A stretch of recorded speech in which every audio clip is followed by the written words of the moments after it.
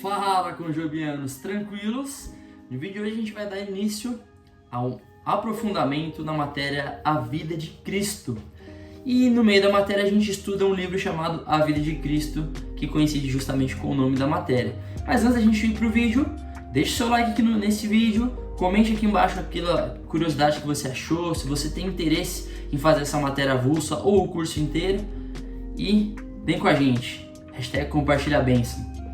Então a gente vai ver pelo menos 5 pontos que o livro aborda sobre a vida de Cristo e como a gente tem coisa para aprender com Jesus. E o primeiro deles aborda inclusive um fato histórico. Eu acho que dessa vez você já ouviu falar desse camarada nas aulas de história, se você era um bom aluno, ou se não era, você pesquisa no Google, você vai conseguir achar Alexandre o Grande. Esse cara que foi um conquistador, né, conquistou vários reinos aí durante toda a sua vida. Teve uma vida curta, acredita-se que ele tenha reinado aí por volta de 12 anos, todo o seu império, todo o seu exército. E é exatamente isso que acontece antes de Cristo vir ao mundo como Messias, quando ele veio a primeira vez. Então, é um dos preparativos históricos, entre alguns outros pontos, mas um deles foi justamente essa conquista ou esse avanço de Alexandre o Grande, espalhando por aí a língua grega, que na época se concretizou como língua universal do mundo da época e que serviu aí como veículo linguístico para a propagação do evangelho.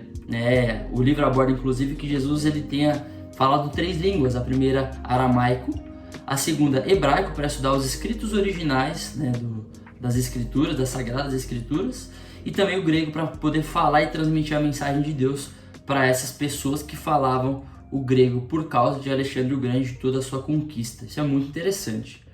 O segundo ponto, no batismo, o Espírito Santo ele desceu sobre Jesus. A gente muitas vezes não considera o lado 100% humano de Cristo. A gente tem Cristo como Deus, que de fato é Deus Filho, no caso o Filho. Porém Jesus ele veio 100% como ser humano, como homem. E aí a gente vai abrir lá em João 1,32, que diz assim: E João testificou dizendo, eu vi o Espírito descer do céu como pomba e repousar sobre ele. É o que aconteceu então a partir do momento que Jesus é batizado. E é muito interessante porque o livro abrange justamente essa questão da dependência de Jesus pelo Espírito Santo de Deus. Então, para que ele pudesse dar sequência ou concluir essa obra redentora divina, né, concluir os seus planos divinos, ele precisou, por seu lado humano, na dependência e direção do Espírito Santo de Deus. No caso da pessoa do Espírito Santo. O terceiro ponto é o seguinte: as pessoas tinham em mente que Jesus ele viria como, o Messias. Que o Messias ele viria como quem viesse libertar o povo judeu da escravidão e do jugo opressor de Roma, dos romanos. Era essa figura que eles tinham em mente como o Messias, que inclusive eles esperam até os dias de hoje. O Messias que viesse para libertar o povo de Israel do domínio de qualquer outro povo. E é muito interessante, porque esse livro ele aborda de um jeito muito legal a perspectiva por parte dos discípulos. A gente pode imaginar que os discípulos, como pessoas normais que eram, e por terem sido criados, assim como outros judeus da época, podiam pensar dessa mesma forma.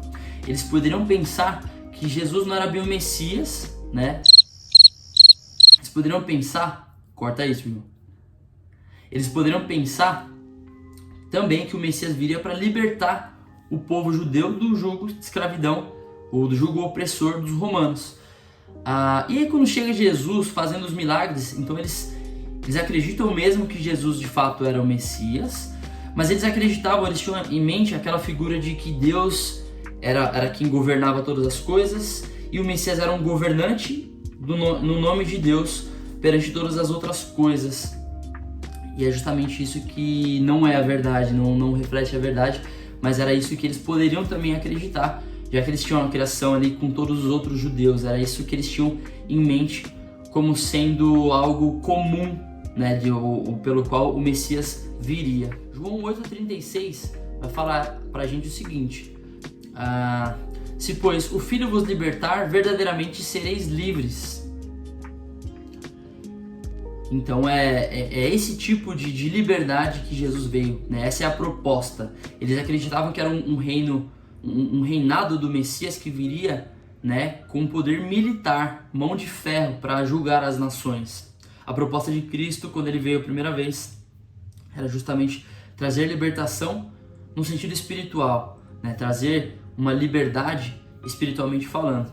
Então o reino de Deus não era essa liberdade dos judeus, do povo judeu, do jugo opressor romano. Quarto ponto, é possível que o fato de Jesus ter ficado no templo falando com os mestres significa que ele estava aprendendo sobre as pessoas. E o livro aborda isso de uma forma muito interessante, porque quando a gente lê lá em Lucas 2:42, o texto vai dizer que Jesus tinha apenas 12 anos. Então imagina uma criança de 12 anos agora indo com os pais para um costume da época, né, que era costume de todo judeu ir para Jerusalém no período da Páscoa anualmente. Só que a partir dos 12 anos isso era possível, antes não. Então, nesse fato específico, era a primeira vez que Jesus estava indo para essa festa. Então imagina só, ele estava indo para um lugar totalmente diferente, conhecendo pessoas que ele não tinha visto ainda, né, coisas novas, e ali ele, por estudar já desde muito novo, né, desde por volta de 12, 13 anos, os judeus, quando crianças, já estudam as escrituras, e já tem isso na ponta da língua, inclusive nesse período de faixa etária de 12 a 13 anos, Jesus já era estudado, já era instruído com relação às escrituras, e agora ele está indo, como eu falei, a primeira vez em Jerusalém. Então imagina só quanta coisa de novidade ele tinha para descobrir ali. Então a gente lendo o texto de Lucas 2:42 a 46, diz o seguinte: e tendo ele já 12 anos, subiram a Jerusalém segundo o costume do dia da festa. E regressando eles, terminando aqueles dias, ficou o menino Jesus em Jerusalém, e não o soube José nem sua mãe. E o versículo 46 diz assim: e aconteceu que passados 3 dias, o acharam no templo, assentado no meio dos doutores, ouvindo-os interrogando. Então aquela discussão sadia e saudável de quem está não somente aprendendo, mas de quem é diferente dos demais. Esse era Jesus. Mas na sua natureza humana, imagina só uma criança de 12 anos descobrindo tanta coisa nova, vendo tanta coisa diferente. É igual quando você leva uma criança num desfile de 7 de setembro, algum desfile assim que é novo, né? Nossa, a criança fica assim encantada. A gente pode imaginar Jesus, o lado humano dele, de Cristo, mais ou menos desse jeito, porque ele era uma criança de 12 anos. E por último, mas não menos importante, o quinto ponto, a ressurreição de Cristo, que é um ponto muito importante para você que é salvo, e para quem não é salvo, conhecer e passar a crer em Cristo como seu Senhor e Salvador. A ressurreição de Cristo ela não trouxe só esperança para a humanidade, como também é como se ela tivesse dado um choque de realidade ou ressuscitado também aos discípulos juntamente com Cristo, né? Quando Cristo ressuscitou é como se ele tivesse ressuscitado também os seus discípulos. A gente vê, por exemplo, a figura de Pedro, que era um dos ícones da igreja primitiva, desde quando andava com Cristo, na verdade, né? Na época dos 12, dos discípulos. Sempre foi um cara muito marcante por ser muito intenso, muito intempestivo em algumas oportunidades. E a gente vê como Pedro muda, porque a partir do momento que Cristo morre, Pedro então ele volta, assim como outros discípulos também de Jesus, voltam para a vida que eles tinham antes. E Pedro especificamente, Jesus vai ter com ele, e a história a gente já conhece. Mas o texto está escrito ali em Lucas, capítulo 22, versos 33 a 34. Tô olhando para baixo que eu olho minha colinha aqui, tá, gente? Diz assim o texto: e ele disse: Senhor, estou pronto a ir contigo até a prisão e a morte. Mas ele disse: digo-te, Pedro, que não cantará hoje o galo antes que 3 vezes negue-me que me conhece. É isso que Cristo falou para ele e é o que aconteceu. A gente olhando o texto ali de 22, 57 a 60, narra exatamente isso.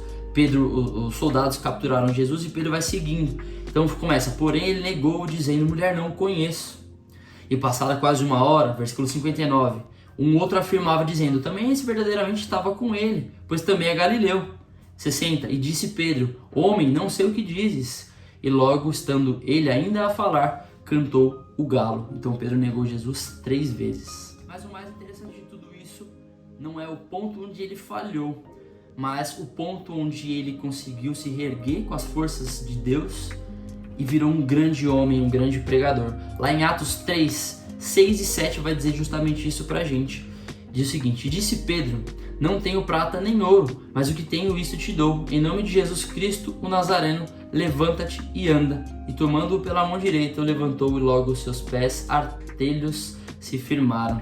Era um paralítico, né, que Pedro acha ali então no pátio do templo. E ele, em nome de Jesus, opera esse milagre na vida desse homem que começa a andar. É muito interessante, né?